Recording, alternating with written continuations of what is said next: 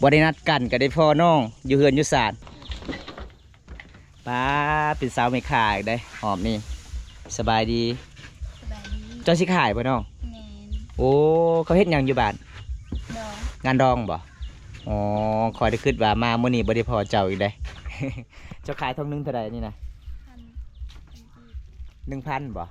เอาคือบ่ขายทง2,000เลยสำนี้นะหมู่บ้านเจ้าไกลที่สุดกับตัวเมืองเด้ยังครับบ่ซื้อแล้วระบ่ทางให้ยังอ๋อเป็นยังได้ผ้าที่ฮักเมื่อนั้นได้แล้วบ่ซื้อไหมเลยบ่ยังบ่มีเงินบ่น้องพี่บอมตากะไปสะพานบุญให้ผู้ใหญ่ใจดีจากประเทศไทยพี่น้องเด้อช่วยเจ้าเด้อเงินไอ้ฮักเพิ่นผักมา1 200,000 300,000 400,000 500,000 600,000เอาดีใจบ่ดีใจคันเจ้าสิขายอันนี้ได้บ่สำนี้บ่บ่ถึงเลยบ่ขายถุงนึง1,000 กีบนี่ล่ะพี่น้องเอ้ยน้องคนสู้ชีวิตคันน้องบ่ได้หาเงินหาคำกับบ่มีไผช่วยเวียกอีพ่อแม่ซื้อเกลือซื้อปิ้งนัวทุกคนขอขอบใจผู้ใหญ่ใจดีเด้อขอบใจผู้ใหญ่ใจดีหลายเด้อจากฝั่งไทยขอให้อยู่ดีมีแห้งขอให้อยู่ดีมีแห้ง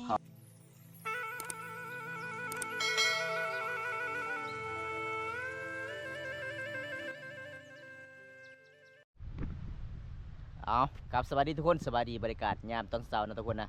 มื้อนี้บอมตากะมาเดินทางไปเยี่ยมไปยามสาวนิ่งพี่น้องเอ้ยมีผู้ใหญ่ใจดีจากประเทศไทยบอมตากะไปเยี่ยมไปยามกับผู้ใหญ่ใจดีจากประเทศไทยเป็นน่าสงสารน้องสาวนิ่งคนสู้ชีวิตเพิ่นทางให้บ่มีผ่าของน้องก็คือหักไปแล้วพี่น้องก็เลยมื้อนี้กะผู้ใหญ่ใจดีจากประเทศไทยเห็นคลิปบอมตาถ่ายวิถีชีวิตน้องก็เลยอ้ายใหญ่เพิ่นก็เป็นห่วงพี่น้องเอ้ยคืออ้ายใหญ่เพิ่นก็ฮักเหมือนลูกสาวก็เลยติดต่อทางบอมตาซอยน้องพี่น้องซื้อผ่าทางให้แล้วก็ซื้อเกลือซื้อปิ้งนัวพี่น้องจึงได้บอมตากะสิไปมอบเงินให้สาวนิ่งมื้อนี้ก็สิได้พอเลยบ่เพราะว่าเดินทางกะติดต่อน้องกะบ่ได้เพราะว่าหมู่บ้านที่บ่มีสัญญาณโทรศัพท์เป็นหมู่บ้านนอกที่สุดกับเมืองน้องเฮาทุกคนหมู่บ้านกะสิติดกับตีนภูเขาการเฮาเดินทางก็ต้องข้ามสะพานขัวไม้ไล่บ้านแก่งอลองก่อนหลังจากนั้นก็คือบอมตากะสิขึ้นอีกอย่าง2หมู่บ้านแล้วก็จึงฮอดหมู่บ้านสาวนิ่งพี่น้องจังได้ก็ติดตามชมกันล่ะพี่น้องไปมื้อนี้พื้นฟ้าอากาศมันก็แดดหลายทุกคนแดดแห้งหลายเลยมื้อนี้ทุกคนอันนี้ก็คือแก่งอาลองเมืองนองเขตสนเขตเป็นปีสุดท้ายที่ชาวบ้านกะมาสร้างสะพานไม้ไล่ความยาว270 เมตรในประเทศลาวเฮาก็คือแขวงสนเขตก็มีหมู่บ้านนี่ล่ะพี่น้องมีทะเลท่องเที่ยวขัวไม้ไล่สะพานไม้ไล่เขาเจ้าตัดด้วยไม้เลยส่วนหลายเขาเจ้าเฮ็ดขัวนี่ก็ไม้ไล่กับไม้ที่เฮ็ดเฮือนเฮ็ดศาลใดทุกคนก็เจ้ากะสีปักเสาแล้วก็ละลายพี่น้องหลังจากนั้นก็ไม้ไล่ก็เจ้าก็มาสานได้มาสานสะพานนี่ล่ะพี่น้องพอดีการไปมาก็สะดวกสบายอยู่ความสามัคคีทางสามหมู่บ้านแก่งอลองเฮาก็สุดยอดหลายเลยทุกคนอยู่ทางร่วมก็ขั่วใหญ่มันสิแล้วเลยเด้อพี่น้องสะพานใหญ่ทุกคนจุดนี้ก็คือชาวบ้านเขาเจ้าก็บางคนหาปลาหาหอยยามแรงๆนี่ชาวบ้านดำน้ำเต็มเลยทุกคนจุดนี้นะพี่น้อง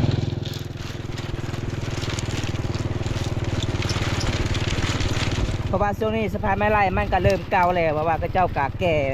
มันสำปะหลังหลายต้นหลายกิโลก็เลยมันก็สิพังไวทุกคนเลยอีกเดือน6กะสิบ่ได้ไต่แล้วยามหน้าพลเบิดนำเอาไปเลยทุกคนอันนี้คือการไปมาข้ามสะพานนี้ก็เจ้าเก็บ3,000 กีบพี่น้อง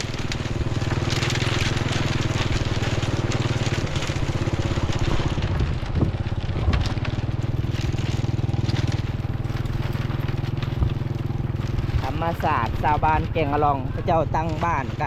ตามแคมเซละนองเลยทุกคนเลยเป็นตะม่วนในหมู่บ้านนี้ก็สาวลาวกันละลายคนงามแบบธรรมศาสตร์เลยทุกคน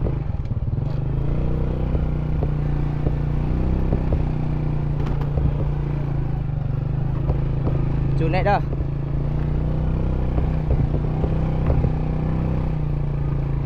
บรรยากาศเขตชนบทพี่น้องในหมู่บ้านชาวบ้านแก่งอลองเพราะว่าบอมตากะเคยไปมากก็คือเวลากลับต้องให้เงินบัตรเดียวทุกคน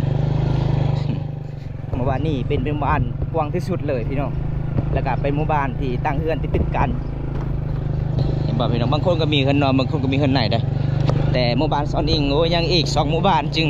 ได้หอหมู่บ้านน้องทุกคนยังอีกประมาณ10 กิโล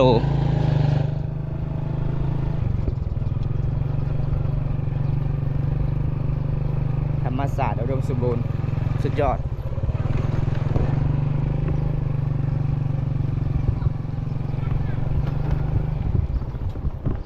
ตอนนี้บอมตากะออกจากบ้านแกงอะล่องแล้วทุกคนเลยแล้วก็สิมุ่งหน้าเข้าสู่หมู่บ้านสะบึที่หมู่บ้านซาวเวียนแล้วก็กายอีกบ้านซาวเวียนแล้วก็จึงฮอดบ้านซาวนิ่งเลยทุกคนเลยเป็นหมู่บ้านสุดในเมืองนอกเฮาเลยหมู่บ้านนอกกะติดกับตีนภูเขาพี่น้องว่าช่วงนี้กะอากาศมันร้อนหลายก็เลยเดินทางมากระสิย่างเนี่ยพี่น้องคันซิแลนด์ตลอดกับยานติดรถสอดพี่น้องเลยก็เลยบอมตากะสิแลนพักผ่อนตลอดพี่น้องเพราะว่าช่วงนี้น้ำมันก็สิแพงเนี่ยในบ้านเฮาลิตรนึงก็30 บาทพันกีบทุกคนแล้วก็จางค่าข้ามอีกสะพานไม้ไล่ก็40 พันกีบไปกลับพี่น้องก็เลยเดินทางมันก็เสียซ่านี่เอาจะได้กะสู้ๆเพื่อ FC แล้วก็ได้ทำบุญน้ำกันพี่น้องบอมตาก็ดีใจหลายพี่น้อยมีความสุขหลายแล้วก็ได้ทำบุญน้ำกัน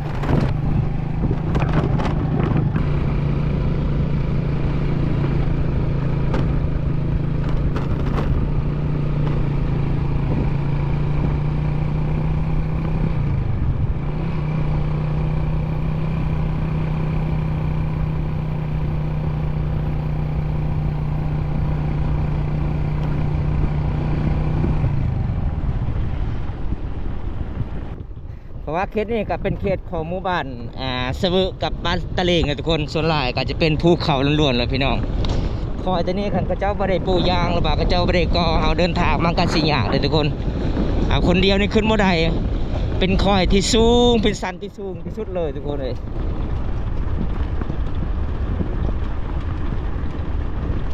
ส่วนหลายเขตนี้เขาเจ้ากะเฮ็ดให้พี่น้องทางให้ทำไรทำสวนพี่น้องหน้ากับบุคคลมีปัญหาทุกคนเขตนี้ได้อันนี้เป็นห้วยสลอยสัญญาณเราดูพ่นนี่อันตรายที่ชุดเลยห้วยนี่พี่น้องน้ำเวลามันมามาเดียวมันมาจากภูเขาทุกคนเลยเวลามันลงก็ลงมาเดียวเลย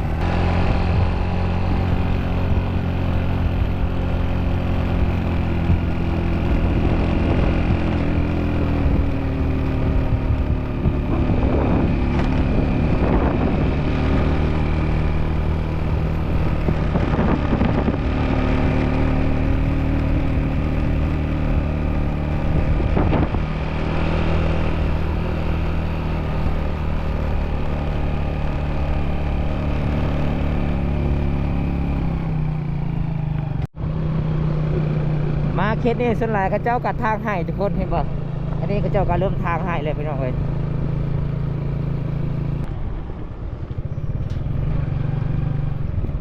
อันนี้ก็จะเป็นหมู่บ้านสาวบึที่หมู่บ้านมอมตาที่ไทยสาวแวนสาวเวียนสาวแมวมีสาวฮันหลายๆผู้สาวในหมู่บ้านนี้ทุกคนเป็นหมู่บ้านนี่แหละพี่น้อง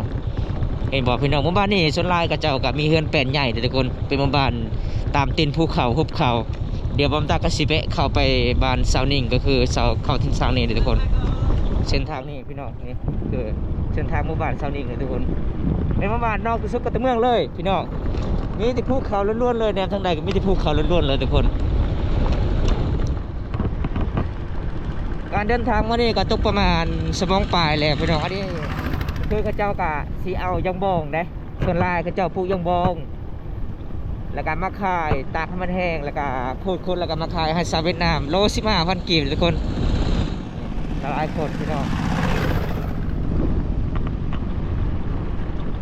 หมู่บ้านน้องกับมันง่ายเลยทุกคนหมู่บ้านตามที่ภูเขาต้องแบบนี้แหละพี่น้องการเดินทางหมู่บ้านนี่ก็เป็นหมู่บ้านสุดแสดงเมืองน้องเฮาได้ออกที่สุดเลยก็จะดำรงชีวิตตามภูเขา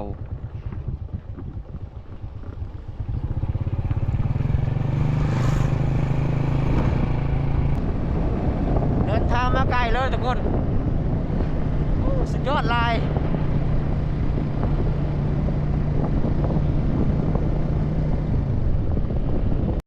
นี่แล้วทุกคนเป้าหมายที่บอมตาเดินทางมื้อนี้เป็นหมู่บ้านตามภูเขาเลยทุกคนเลยหมู่บ้านนี้กับบ่มีอะไรหมู่บ้านอื่นพี่น้องเป็นหมู่บ้านสุดในเมืองน้องเฮาเลยแสดงเมืองพินทางนี้ทุกคนแสดงเมืองพินกับเมืองตำหลานได้พี่น้องคำว่าแสดงเมืองสิโปนกับบ่ได้ถูกเลยพี่น้องถึงแสดงเมืองพินกับเมืองตำหลานเลยได้สาวไปลินโทรศัพท์ฮอดหมู่บ้านเซานิ่งเลยทุกคน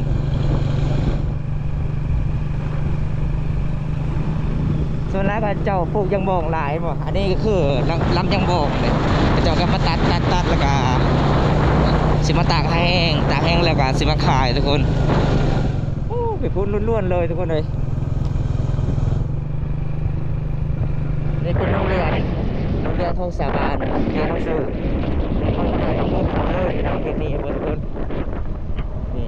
เป็นหมู่บ้านในหลักพี่น้องการเดินทางมานี่วิวธรรมศาสตร์ล้วนๆเลยสัตว์ป่าอุดมสมบูรณ์หลายอันนี้เป็นเล้าเข่าของชาวบ้านได้เล้าเข่าแต่ละคนเขาเจ้าตั้งนอกจากบ้านเลยทุกคนเห็นบ่อันนี้เป็นเล้าเข่าพี่น้องแต่ว่าบ้านอยู่กลางเลยทุกคนเลยอยู่ทางพุ่นก็จะเป็นเต็นท์ภูเขาเบิดพี่น้องส่วนแรกก็เจ้าตั้งบ้านตามเต็นท์ภูเขาเลยอันนี้คือเส้นทางเข้าบ้านเสาหนิงเดี๋ยวผมตากาศ14เดี๋ยวครับชมกสิได้พอหรือบ่เสาหนิงทุกคน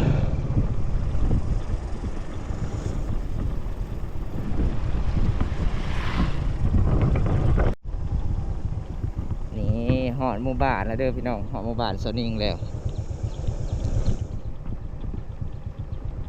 อันนี้ก็จะเป็นบ้านของน้องได้บ้านของน้องให้บอกพี่น้องเฮือนน้องก็จะเป็นเฮือนน้อยเลยทุกคนเลยมื้อนี้ก็จะได้พอหรือบ่น้องเพราะว่าบอมตากะบ่ได้นัดกับน้องเลยทุกคนเป็นบ้านน้องเดี๋ยวบอมตากะสิขึ้นถามน้องก่อน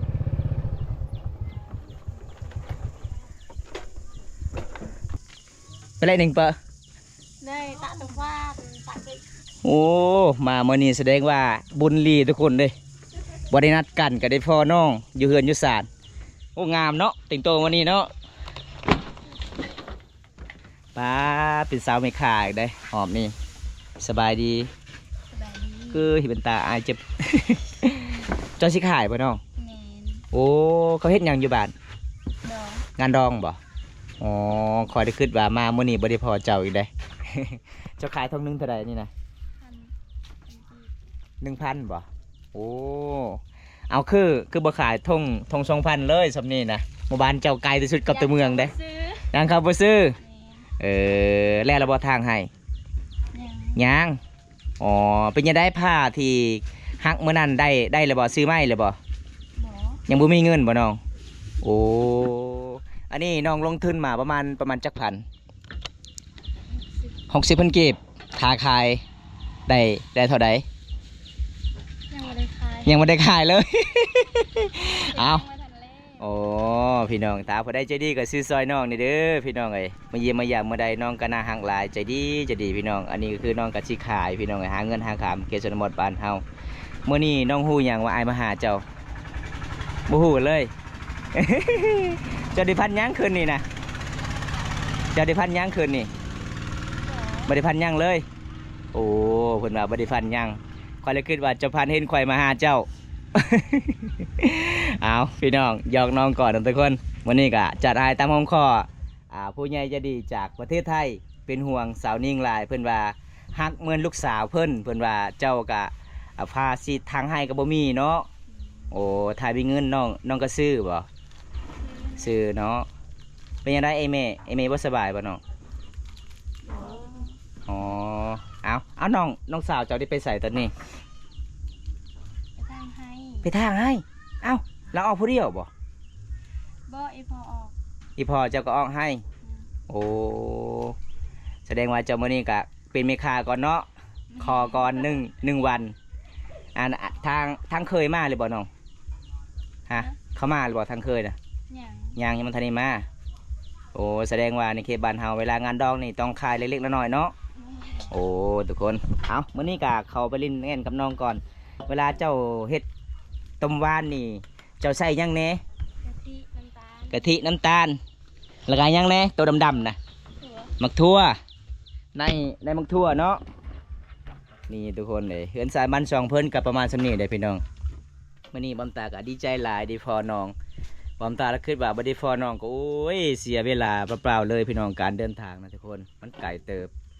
แต่น้องก็หาเงินหาคำพอได้ซื้อเกลือปิ้งนัวซื้อเวียกไอ้พอไอ้แม่น้องว่าตอนนั้นก็คืออยากได้เฮือนครัวน้องก็สิมาเฮ็ดต่อทางนั้นทุกคนอันนี้เป็นบางเขาเจ้านึ่งข้าวปอไผ่มันฮ้อนหลายนี่เป็นห้องนอนน้องอันนี้ห้องนอนนี่ฟอไอ้แม่คือชุดนี้เลยทุกคนเห็นแล้วก็สงสารเลยทุกคนเฮือนน้องเลยพี่น้องนี่สาวนิ่งสมมติว่ามีคนหนึงอยากซื้อหมดอันนี้เจ้าบ่ต้องขายเลยก็ได้บ่มื้อนี้บ่ ได้ ได้บ่อ๋อคันบ่มีคนคันบ่มีคนสิซื้อซอยก็คือน้องก็ต้องไปขายเลยเนาะ แม่ ต้องอยู่ชดแจงทุกคนเลยมื้อนี้บอมตาก็สิซื้อยกมาเลยเด้อบ่ต้องขายเด้อ โอ้ยพี่น้องยอกน้องไปหน่อยเพราะว่าบอมตากะสิจัดหายตามของขอผู้ใหญ่ใจดีจากประเทศไทยพี่น้องมาเยี่ยมมายามผู้ใดก็เป็นห่วงน้องเว่าเป็นความจริงใจพี่น้องก็ช่วยเวียกไอ้พ่อไอ้แม่แล้วก็น้องเป็นคนสู้ชีวิตเป็นคนขยันใน3หมู่บ้านนี้ทุกคนเพิ่น3บ้าน2น้องก็ประมาณส่ำนี้ได้แต่ตอนนี้น้องก็สิใส่ต้มหวานพี่น้องเอ้ยแล้วก็สิมาขายทงหนึง 1,000 กีบเพื่อสิได้ซื้อปิ้งนัวก็บ่แม่นง่ายเด้อทุกคนเลยนี่พี่น้องรวมทั้งหมดก็สูงสุดก็ได้70,000 กีบแล้วทุกคนมื้อนี้น้องก็สิไปงานดองแน่พี่น้องในหมู่บ้านเขาเจ้าก็เฮ็ดงานแต่งงานในชนบทชุมพรบุรีสบายดีทุกคนสบายดีอีกทีหนึงพี่น้องเอ้ยมื้อนี้ก็บำตากะมาเดินทางอากาศมันร้อนหลายทุกคนก็เลยพักผ่อนมีหลายจุดมีหลายบอนเพื่อมาฮอดเฮือนน้องกะสงสารน้องหลายพี่น้องตอนนี้บำตากะสิยอกน้องว่าสิซื้ออันนี้เบิดบ่ให้น้องไปขายแต่น้องว่าได้พี่น้อง ต้องขายได้น้องเด้ออันนี้ก็คือเงินที่บอมตากะไปสะพานบุญให้ผู้ใหญ่ใจะดีจากประเทศไทยพี่น้องเด้อช่วยเจ้าเด้อเงินไอ้หักเพิ่นผักมา1 2 แสน3 แสน4 แสน5 แสน6 แสนเอา ไหน ดีใจบ่ ดีใจ คันเจ้าสิขายอันนี้ได้บ่สำนี้บ่ บ่ถึงเลย บ่ บ่ฮอดแล้วเนาะ ขนาดเซนหนึ่งก็ยังบ่ฮอ อ๋อ ด น้องบ่คือบ่ฟันเลยว่าสิได้เงินก่อนสำนี้ บ่ฟันเลย อ๋ออันนี้ก็คือให้เจ้าซื้อผ้าเด้อแล้วก็เรือที่นั่นน้องก็โฮมไว้ซื้อเกลือเปลือนัวแล้วก็ซื้อสังกะสีเนาะตอนนี้คือน้องอยากได้สังกะสีแห้งเนาะ โดย อยากเฮ็ดเฮือนครัวมาขยายไปพูนทุกคนคันสิได้สังกะสีประมาณจักแผ่นน้องฮอดบ่20แผ่นบ่ บ่ฮู้ บ่ฮู้เนาะตามค่อยเบิ่งก็ประมาณ20แผ่นได้อยู่เพราะว่าน้องก็สิแซกไปทั้งพูนทุกคนเด้มื้อนี้ก็ขอขอบคุณหลายๆผู้ใหญ่ใจดี แม่เด้อ จากประเทศไทยที่เชื่อมั่นและมั่นใจบ่าวบอมตาแล้วก็ไปสะพานบุญให้มื้อนี้บอมตาก็ดีใจหลายพี่น้องเอ้ยได้ฟอน้องเพราะว่าน้องก็เป็นคนขยันเป็นคนสู้ชีวิตนึ่งข้าวเป่าไฟทางให้มื้อนี้น้องก็เลยขายอันนี้เด้พี่น้องขายต้มหวานมาขายแล้วก็รวมทั้งหมดก็สูงสุดคือ70,000 กีบน้องขายถุงหนึง 1,000 กีบนี่ล่ะพี่น้องเอ้ยน้องคนสู้ชีวิตคันน้องบ่ได้หาเงินหาคำก็บ่มีไผช่วยเหลืออีพ่ออีแม่ซื้อเกลือซื้อปิ้งนัวทุกคนขอขอบใจผู้ใหญ่ใจดีหน่อยเด้อ ขอบใจผู้ใหญ่ใจดีหลายเด้อ จากพังไทย จากทางไทย ขอให้อายอยู่ดีมีแห้ง ขอให้อยู่ดีมีแฮง ขอให้อายได้เงิน ขอให้อายได้เงิน กลับคืน กลับคืน ร้อยเท่าพันเท่าเด้อ ร้อยเท่าพันเท่าเด้อ และขอให้อาย ขอให้อาย อายุมันคนยืน อายุมันขึ้นยืน เตนี้ตัวไป จะในต่อไป สาธุ สาธุขอให้อยู่สุขใจเด้อ นี่ ครั้งแรกเลยเนาะ ได้เงิน600,000 กีบเด้อทุกคนเลยน้องกะซีเว้าขึ้นๆแน่พี่น้อง ปกติบ้ามตากะมาเดินทางกะ แต่ละเทื่อกับบ่ได้พอน้องมีติดทางให้เนาะ เอาจังได้ก็ให้น้องให้ต่อเลยเนี่ยนะใส่ต่อเพราะว่าจังหน่อยกะทางเคยว่าคอยบุกินขอบใจแล้วไม่เท่าเว้ยขอบใจหลายๆตอนนี้น้องกะเห็นน้องกะอยากใช้อันนี้พี่น้องเลยสิขายพี่น้องเห็นแล้วก็สงสารนะทุกคนสานี่หลังจากได้เงินนี่แล้วก็คือน้องให้นามีแม่หรือว่าให้นามีพ่อ ให้นำมี ให้นามีแม่เนาะขันให้น้อยพ่อกับย่านี่พ่อไปเลินสาวหน่อยเด้ เห็นแล้วก็สงสารน้องหลายเลยทุกคนเลยเพราะว่าน้องว่าอยากได้สังกะสีแห่งก็คือเพราะว่าเฮือนหลังนี้ก็จะเป็นเฮือนครัวก็เฮือนหลังนี้เฮือนใหญ่ก็เฮือนหลังนี้เลยทุกคนอันนี้เบางเขาเจ้านึ่งข้าวเปล่าไผ่มันฮ้อนหลายเด้พี่น้องเลยเพราะว่าเฮือนของน้องก็ประมาณ4 เมตรคูณ3 เมตรทุกคนเลยมันน้อยมันเขบทุกคน เพราะว่าอยู่ในครอบครัวก็จะเป็น5 คนบ่เนาะ5 คนเนาะหรือ6 คนเนาะโอ้แสดงว่าคันเจ้าเอาพวกนี่กับบุมีไผเลยมาซอยเมียเจ้าเฮ็ดเวียก ดีแล้วบ่มือเจ้าตัดมื้อนั้นนะเจ้าทางให้ถือผ้า ดีแล้ว ดีแล้ว ลายแฮง เกือบบ่ได้เฮ็ดเวียกเนาะเบิ่งทุกคนมือของน้องถือผ้ามื้อนั้นทุกคนเลยแม่น้องนี่คนสู้ชีวิตเลยทุกคนเลย น้องขนาดไปเที่ยวบุญสงกรานต์ก็บ่เคยไปน้ำหมู่น้ำคูเลย มีแต่เฮ็ดเวียกเฮ็ดงาน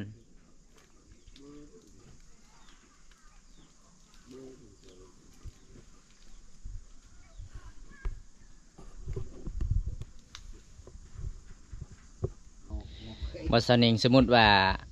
เวลางานดองในหมู่บ้านของเจ้านี่จะไปคายตลอดเลยบ่ บ่ ครั้งแรกในชีวิตเลยอ๋อแสดงว่าตอนนี้ก็คือขาดเฮงไงลี่เนาะเงินใส่บ่มีจะกีบเลยก็เลยจำเป็นขายต้มหวานนะทุกคน น้องใส่ในมักทั่วแล้วก็กะทิน้ำตาลพี่น้องแล้วก็ขายทงหนึ่ง1,000 กีบทุกคนเลยแบบนี้ล่ะพี่น้องมื้อนี้ก็สิขายดีหรือบ่ทุกคนเดี๋ยวบอมตาก็สิตามติดวิถีชีวิตน้องหาเงินหาขามตามเขตชนบทหมู่บ้านอยู่กับตีนภูเขาหรือว่าหุบเขาเด้อทุกคนหมู่บ้านนี้การสัญญาณโทรศัพท์ก็บ่ค่อยดีปานใดพี่น้องถ้าเฮาติดต่อมันก็ยากแน่เวลาไปเล่นโทรศัพท์ก็คือต้องไปเล่นตามภูเขาเนาะไปหาจุดมีสัญญาณทุกคน อันนี้ก็คือน้องกะค่ายกับหมู่เนาะอันนี้เนาะ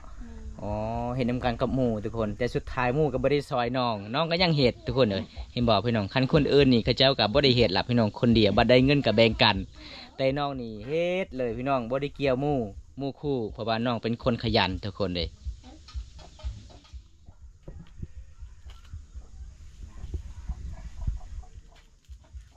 อยู่เฮือนเจ้าก็บ่มีพัดลมเนาะบ่มีเลยเนาะอ๋อแค่เวลาการห้องก็คือเอาแต่ผ้าหม้อมาพัดเฉพาะน้องเกียมไว้ผ้าหม้อเด้อทุกคนเห็นบ่ผ้าหม้อน้องเกียมเวลาฮ้อนหลายน้องก็เอาผ้าหม้อมาฝาดโตพี่น้องเอ้ยถ้าเขาได้ใจดีก็ซื้อให้น้องเด้อพี่น้องทองหนึงกะ1,000 กีบคันสไลด์เงินบาทกะประมาณเท่าใดทุกคนเลย1 บาทก็บ่ฮอดเด้อทุกคนคันสไลด์เงินบาทพี่น้อง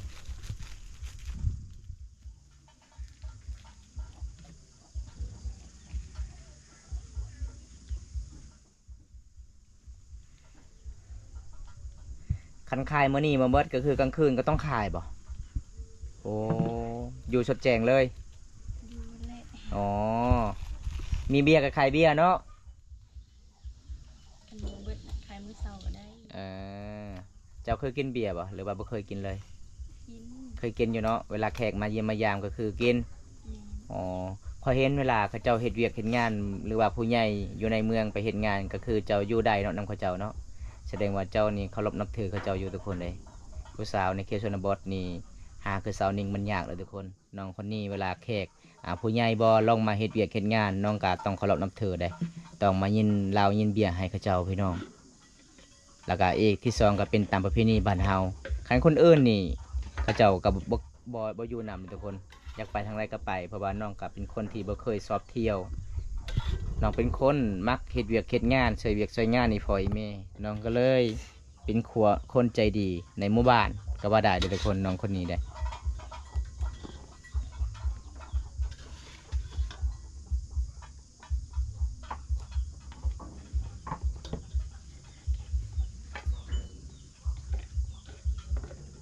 เ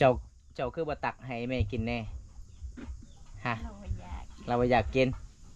อ๋อ ได้เงิน บ่มีเงินไม่มีเงินหยังยันลูกทึนบ่ อยากได้เงิน อ๋อ ลูกได้เงินน่ะ โอ้